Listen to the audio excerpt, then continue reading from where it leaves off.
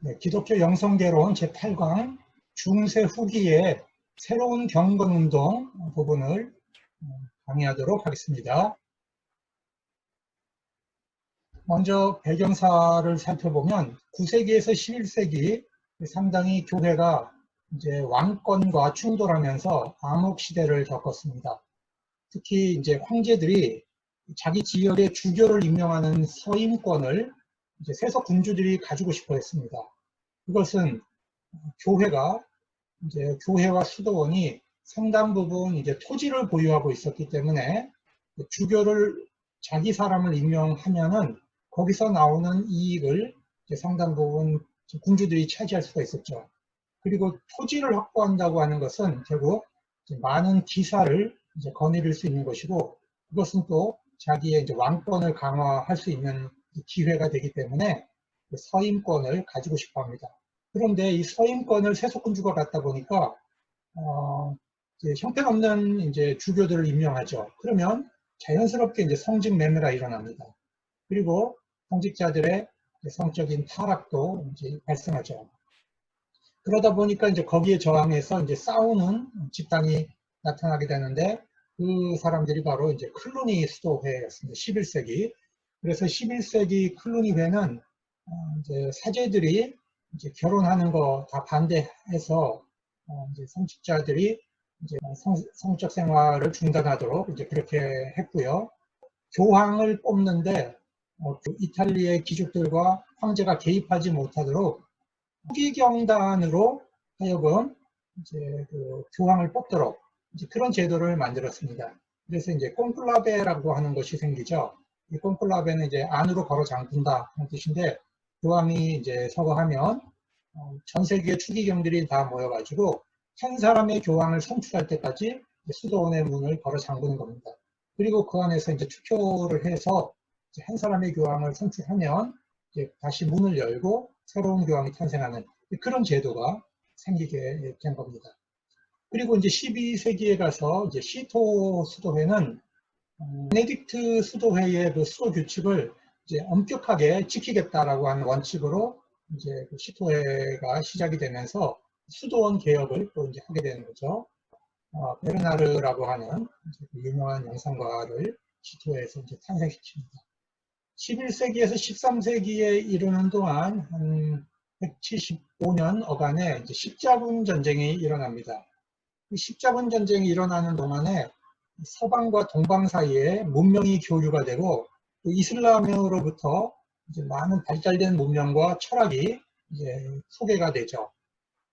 그리고 자연스럽게 이제 문명이 발달하면서 상업이 발달하고 화폐 경제가 들어오고 도시가 성장하게 됩니다.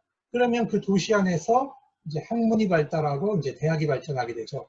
그러니까 이 도시 안에서 성장하는 사람들의 영성의 문제를 혹은 이단의 문제를 이제 대처하려고 하다 보니까 13세기에는 도미니크 해화하고 이제 프란체스코의 갱신 운동이 나타나는데, 13세기는 이제 스콜라주의 전성시대라고 우리가 부릅니다. 그래서 토마스 아퀴나스가 등장을 해서 지성주의가 극도로 발달하죠. 그리고 이 신학이 과거에는 이제 수도원 안에서 발전했던 신학이 이제는 대학 안으로 들어와서 이성과 어떤 그 사견을 통해서 신학을 발전시키는 그런 이제 지성주의 신학이 발달하게 됩니다. 그리고 이제 새로운 시민계층이 이제 상인계층이 형성이 되니까 이 사람들의 이제 평신도 형성이 요구가 되죠. 그래서 이 시민계급, 이 평신도의 형성에 이제 응답할 수 있는 그런 새로운 형성이 또 요구되게 됩니다.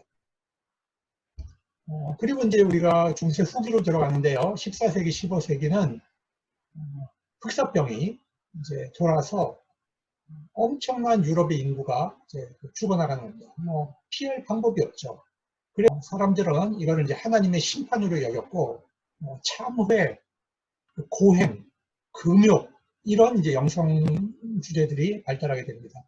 또 이제 백년 전쟁이 일어나면서 영국과 프랑스 사이에 수많은 그 사람들이 그 기근과 고통을 이제 받아야 됐죠. 그리고 설상가상으로 이제 그 백성들의 어떤 영성을 채워줘야 될 교회가 교황청이 이제 두 개로 분열을 합니다. 로마의 교황청과 아비뇽 교황청으로 분열을 하면서 이것이 이제 오랜 기간 동안 교회가 갈라져서 국가도 이 교황청에 따라서 이제 갈라지죠. 이런 시대를 이제 그 중세 후기를 이제 살아가면서 여러분이 고난의 시대, 어둠의 시대에는 영성이 굉장히 이제 빛나는 시대가 됩니다. 역설적으로. 그래서 이제 독일에서는 에크하르트, 우리가 공부했죠. 에크하르트, 그 다음에 에크하르트의 제자였던 타울러와 수소 같은 사람들이 독일의 이제 신비 신학을 발전시키게 되고, 프랑르드, 벨기에입니다. 지금의 이 벨기에에서 이제 이안 리스브룩이라고 하는 영성가가 나오고, 이태리에서는 시에나의 카타리나라고 하는 여성 영성가가 나오죠. 그 다음에 이제 영국도 굉장히 영성이 발달했는데, 이때는 리차드 노, 우리가 공부했던 노리치의 줄리안, 그 다음에 무지의 구름과 같은 이제 익명의 저자가 쓴 책이죠. 이런 작품들이 이제 등장을 하게 됩니다. 또 하나 이 13세, 14세기에 우리가 이제 굉장히 중요하게 보아야 할 이제 운동이, 영성운동이 바로 새로운 경건운동, 오늘 배워야 하는 새로운 경건운동입니다. 이것은 두 가지에 대해 반대를 하는 거예요. 하나는 이 스콜라주의가 갖고 있는 이 지성주의, 이 반지성, 지성주의에 대한 반발로 등장하는 것이고, 또 하나는 이 과격한 신비주의가 가지고 있는 범신론, 이제 그 범신론에 대한 이제 범신론적 신비주의에 대한 반발로 경건운동이 일어나게 됩니다. 그래서 14세기에 등장하는 이 새로운 경건운동, 그 다음에 14, 15세기에 등장하는 르네상스 인문주의, 이 두 가지가 종교개혁을 이제 탄생시키는 전야, 제가 보겠습니다. 이 시기에 이제 아비뇽 교황과 로마 교황의 다투는 모습을 이제 대략적으로 그려놓은 것이죠. 교황청의 부패, 그게 달해 있었습니다. 이제 아비뇽 교황청이고요. 프랑스죠. 이것이 로마, 이태리 로마에 있는 바티칸 교황청입니다. 그러면 새로운 경건운동은 이제 어디서 기원했는가 살펴보도록 하겠습니다. 라틴어로는 이제 데보치오 모데르나, 데보치오가 이제 경건이죠. 모데르나, 근대라고도 부르지만 이건 모던, 새롭다라고 하는 뜻이 있죠. 그래서 14세기에서 이제 16세기 여간에 이르는 기간 동안에 새로운 경건운동이 지속적으로 영향을 끼쳤는데, 이것이 이제 번성한 곳은 네덜란드하고 독일이었습니다. 이 운동은 경건과 실천을 재발견함으로써 영성의 내적인 개혁을 이제 추구한 겁니다. 외적인 개혁을 추구한 것이 아니라 내적인 개혁을 추구한 것인데, 경건을 실천적으로 이제 재발견하려고 했던 겁니다. 여러분, 우리가 이제 경건주의는 언제 등장합니까? 늘 신학이 메말라 있을 때, 늘 신학이 생명력이 없을 때 경건주의가 등장을 하죠. 저도 한번 보시겠습니까? 우리가 이제 경건도표, 옛날에 그 영성도표 그릴 때 그 기억이 나실 겁니다. 이쪽은 이제 지성주의, 이쪽은 이제 정서, 그리고 이쪽은 이제 긍정의 방법, 이해와 감성을 써서 하나님께 다가가려고 하는 것이라면, 이것은 그런 방법으로 하나님의 본질을 알 수 없기 때문에 이제 긍정의 방법은 부정의 방법입니다. 우리가 여기를 뭐라 했어요? 이제 무념이라고 했죠. 무념의 방법. 여기는 정념의 방법. 자, 그랬을 때 이 지성주의적 방식에서 A형 유형에서 가장 나쁜 게 뭐라고 그랬습니까? 이게 합리주의라고 했죠. 합리주의라고 했습니다. 자, 이쪽에 가장 나쁜 영성 형태가 이제 합리주의. 그리고 이쪽에서 이제 가장 나쁜 형태를 우리가 이제 체험주의라고 했죠. 극단적 체험주의.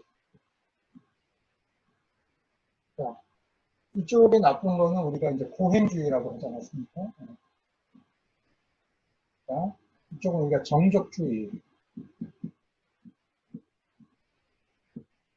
그래서 이쪽을 A형, B형, C형, D형으로 구분을 했습니다. 그런데 항상 이 합리주의는 우리가 가지고 있는 이성과 사변으로 하나님을 이해할 수 있고 접근할 수 있다고 보는 거예요.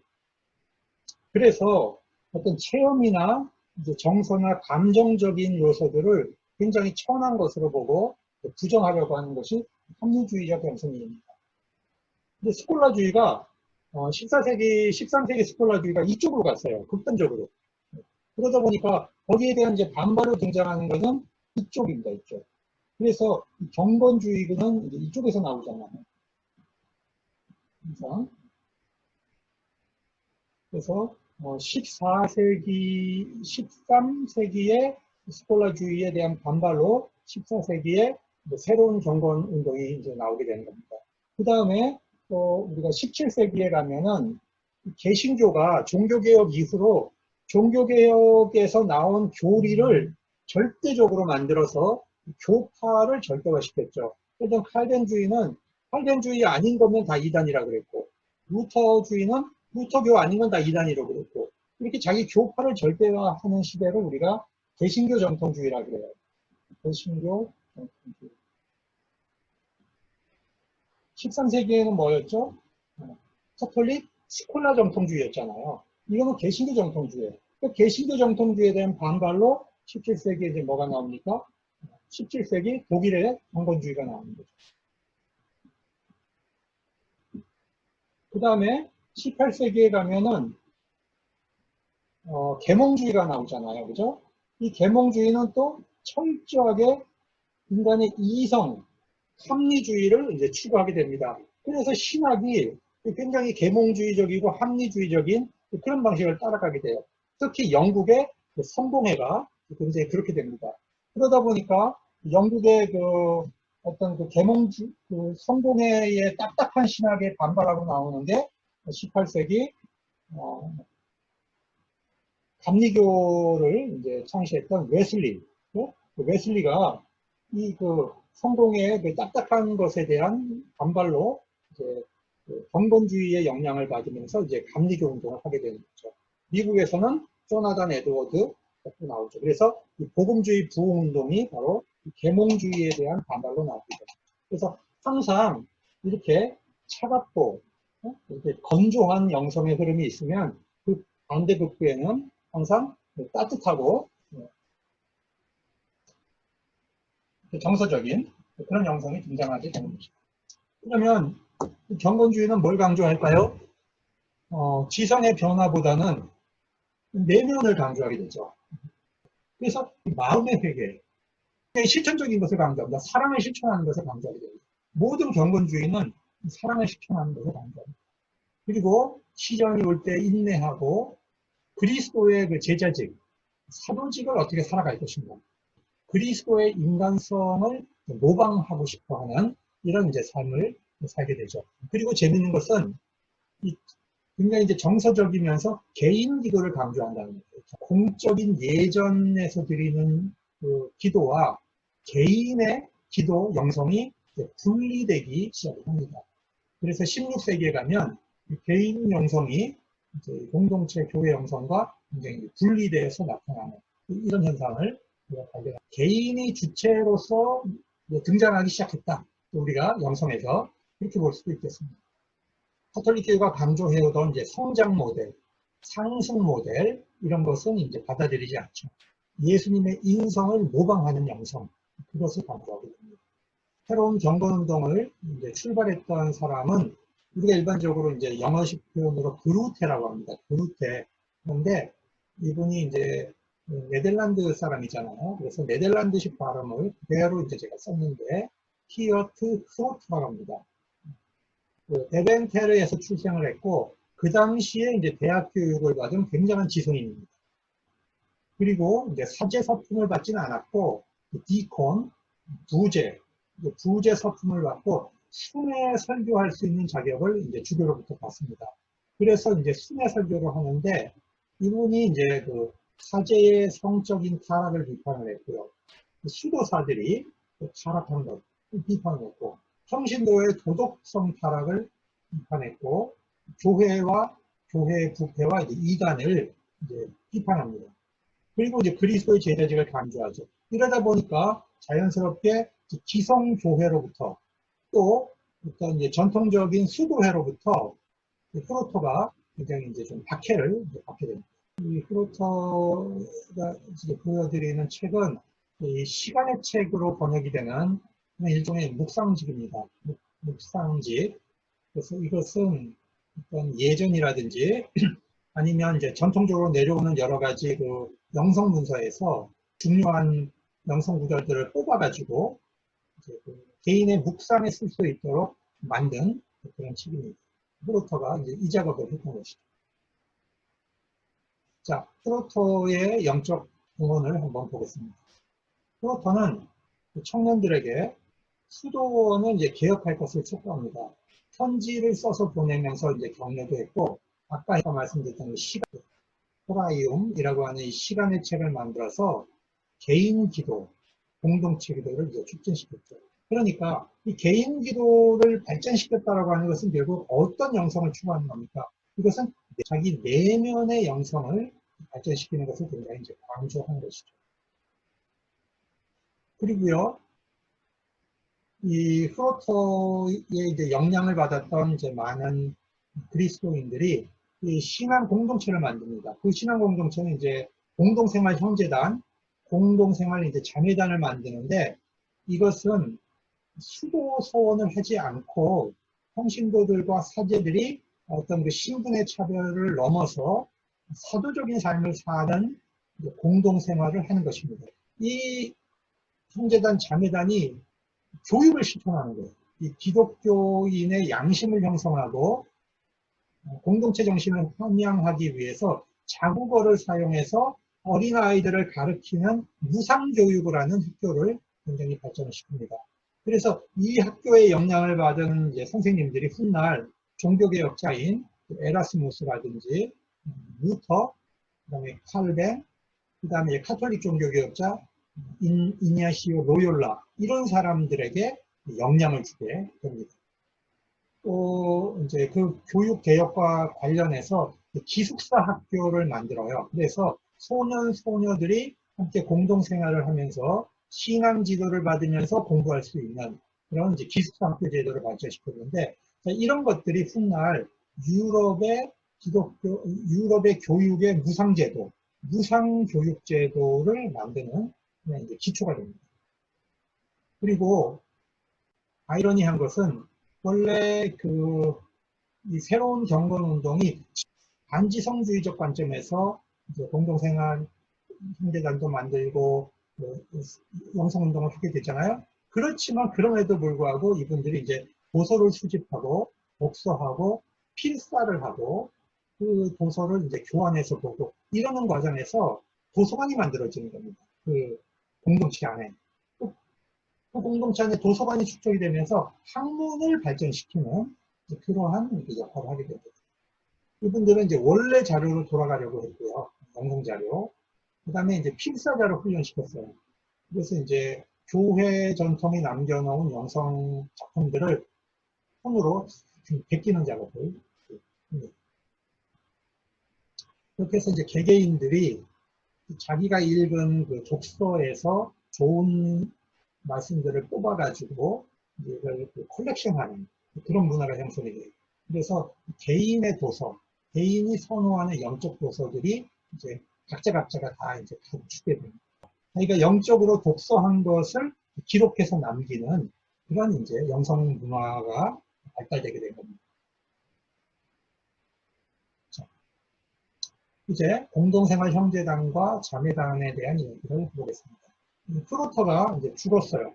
프로토가 죽고 나서 프로토의 친구였던 플로렌스 라더베인스라고 하는 분이, 이분 이제 사제였습니다. 이분은 안수받은 사제입니다. 이분이 이제 그 형제단을 만드는 거예요. 그래서 이 형제단에 참여하는 사람들은 전통적으로 이 수도 서원을 하고 들어가잖아요.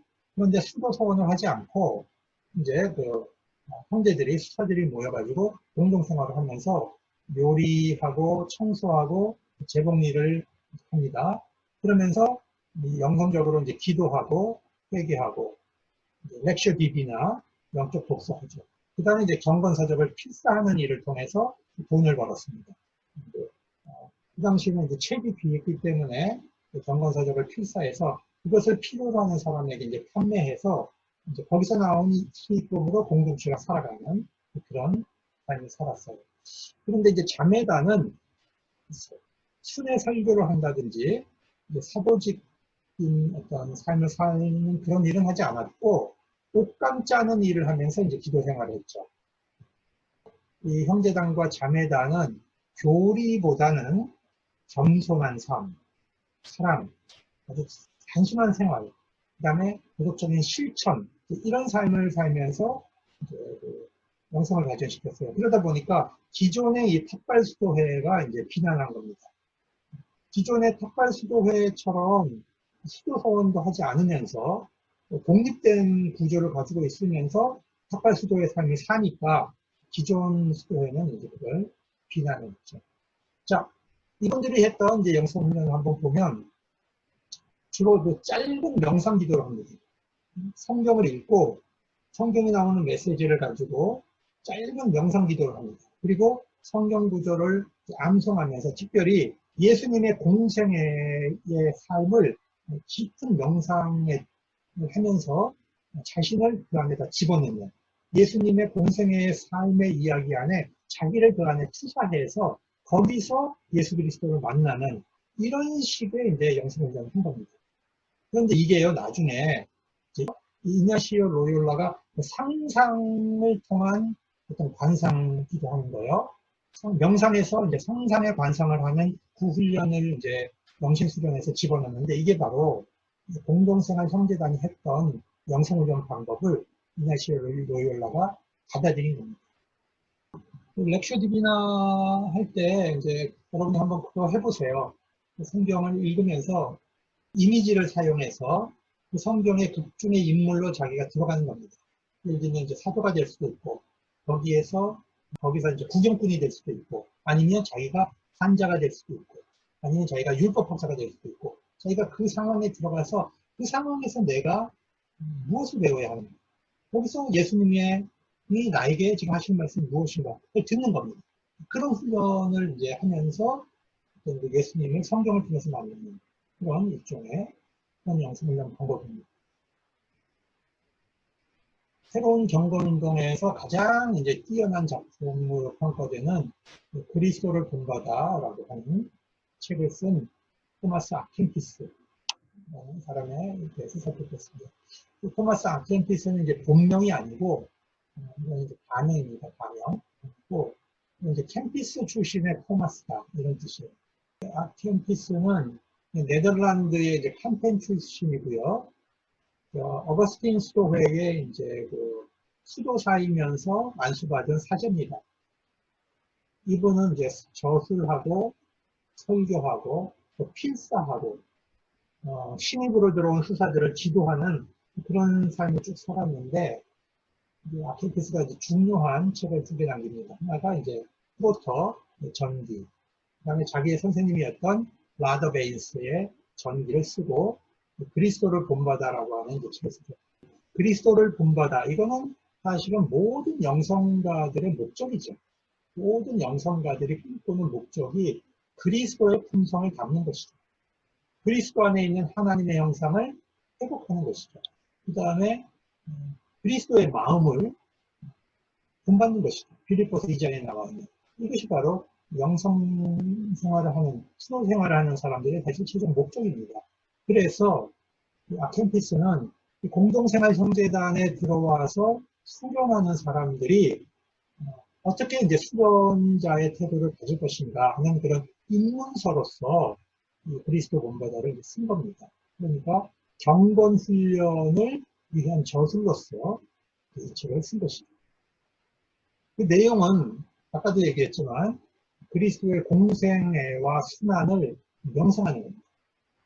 명상을 하고 그 내면적인 삶을 그리스도를 본받는 것을 모델로 삼는 거예요. 그러니까 여기서는 어떤 상승 모델, 합일로 가는 모델, 이제 그런 것보다는 예수님의 인성적인 것을 본받는 것을 이제 강조하는 모델입니다. 그래서 그리스도를 본받아가 크게 이제 4권으로 되어 있어요. 1권, 2권, 3권, 4권인데 1권은 우리의 이제 정신생활에 대해서 이제 권면을 하는 거고요.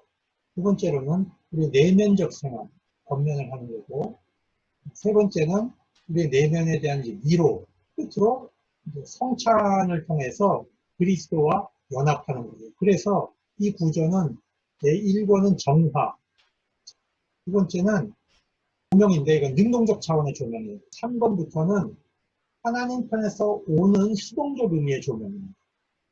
그리고 4번은 이제 연합인데 내용을 한번 들어가 볼게요. 1번 헛된 지식을 경멸한다. 이것은 무엇입니까? 스콜라주의가 가지고 있었던 사변적 지식, 이성으로 하나님을 찾는 지식, 이거를 이제 정렬을 하고 마음에 이제 죄를 싣고 이제 평화를 얻어라. 그리고 그리스도를 따르는 이제 수련을 시작하면서 진리로 전진해 가라 하는 것이 바로 1권에 나와 있는 내용. 여기서 이제 스콜라주의에 반대하는 거죠. 2번을 볼까요? 예수님의 공생애를 묵상하면서 내면화해. 그리고 그리스도의 사랑과 친밀성을 유지하다 보면 하나님의 위로를 경험할 수 있게 될 것이다. 자, 3권에서는 수동적으로 하나님으로부터 오는 은총의 위로와 자유를 맛볼 수 있도록 권면한 것입니다. 자, 그러면 이제 마지막 단계에서는 연합인데요. 신비주의자들은 어떻게 했습니까? 극단적 신비주의자들은 범신론으로 갔고요. 아니면 그리스도와 어떤 그 본성적 연합까지 이제 추구하는 헨리 수소 같은 사람들은 이제 거의 이단까지 갔어요. 이제 에크하르트로부터 더 나갔어요. 너무 많이 나가가지고 내 안에 하나님, 내 안에서 나의 본성과 하나님의 본성이 하나가 되는 연합을 해야 된다. 그렇게까지 간 거예요.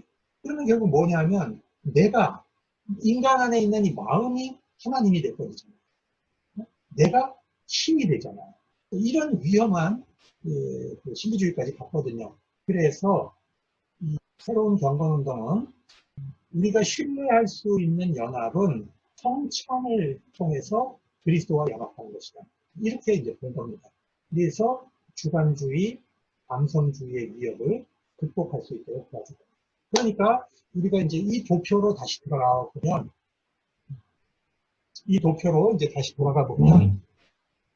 자, 새로운 경건운동은 뭐를 반대한 겁니까? 여기서 합리주의, 스콜라주의가 갖고 있는 합리주의를 반대한 것이죠. 그리고 또 한편으로는 체험주의, 하나님과 내가 하나가 될 수 있다는 이 극단적 신비주의, 인간의 경험 안에 하나님을 가두려고 하는 체험주의를 반대한 것이죠. 그래서 새로운 경건운동은 이쪽 극단과 이쪽 양극단에 반대했다고 하는 그런 이제 의미를 발견할 수가 있습니다. 토마스 아켄피스가 이제 필사 마카도 저수를 남겨서 수도에 들어오는 초심자들을 영성 지도하고 훈련하는 그런 역할을 했잖아요.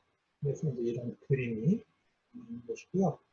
그 다음에 이제 그리스도를 본받아라고 하는 그 책의 이제 그 원본 그 부분이 이제 지금 벨기에의 그 브리쉘에 보관이 되어 있다고 합니다. 그러면 그리스도를 본받아가 이제 어떤 것을 얘기하고 있는지 한번 살펴보겠습니다. 첫째, 경건 없는 학문 활동은 우리 그 영성을 추구하는 사람들이 이제 따라서는 안 된다 하는 비판이에요. 그 내용을 보면 이런 글들이 있습니다. 깊은 호기심에 끌린 이성의 활동은 사람을 경건하게도 거룩하게도 하지 못한다. 그러니까 호기심으로 끌린 이성의 활동은 우리를 경건하게, 우리를 거룩하게 만들지 못한다는 거예요. 지성이. 만일 당신의 겸손이 부족해서 삼위일체 하나님을 기쁘시게 못한다면 삼위일체를 논박하는 것이 무슨 선한 일이 되겠는가? 그렇죠. 우리가 지성적으로 삼위일체를 논박하면서 정작 삼위일체 하나님과의 깊은 관계가 없다면 그 지성이 무슨 의미가 있겠는가?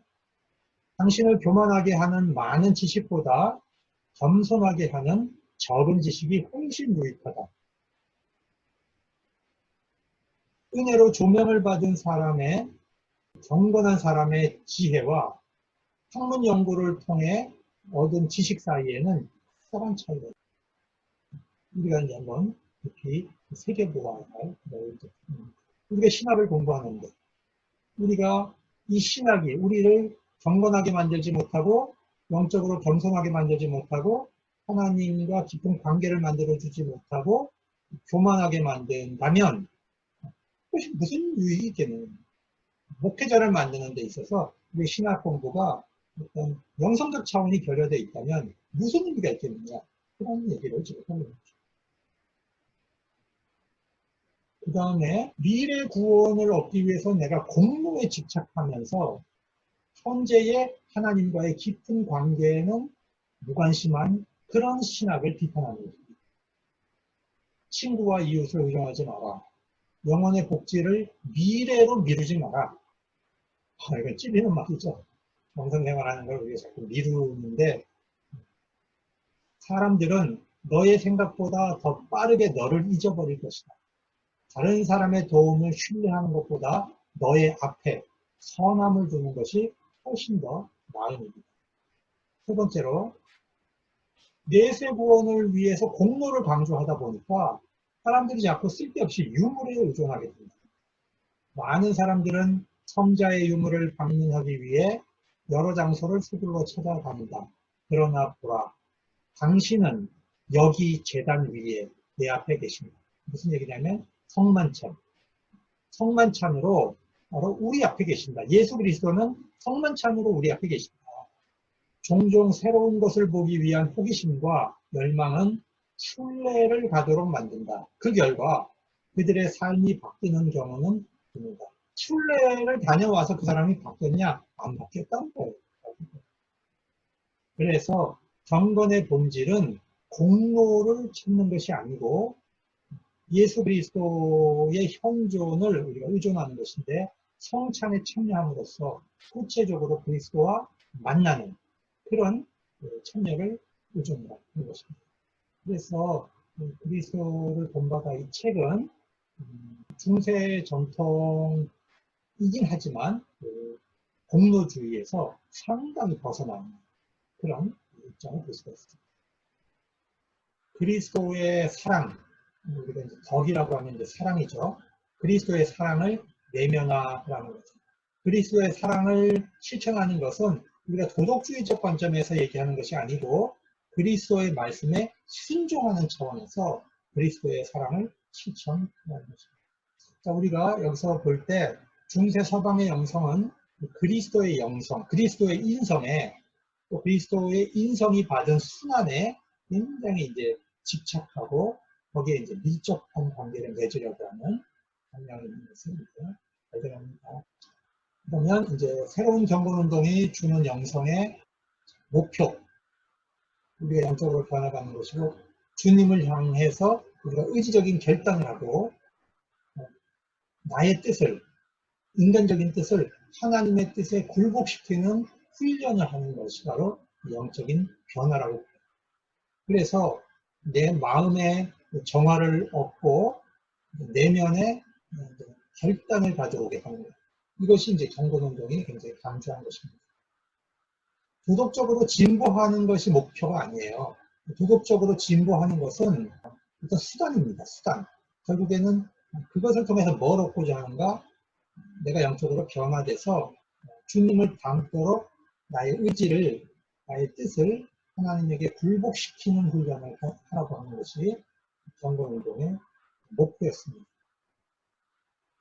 자, 그러면 새로운 경건운동이 우리에게 주는 중요한 강조점은 무엇인가 요약을 해보겠습니다. 첫 번째로 영성은 감성적 측면과 지성적 측면이 굉장히 조화를 이루었다는 거죠. 스콜라주의의 지성주의에 반대했지만 그리고 경건주의의 내면으로 봤지만 그럼에도 불구하고 학문의 중요성을 버리지 않았어요.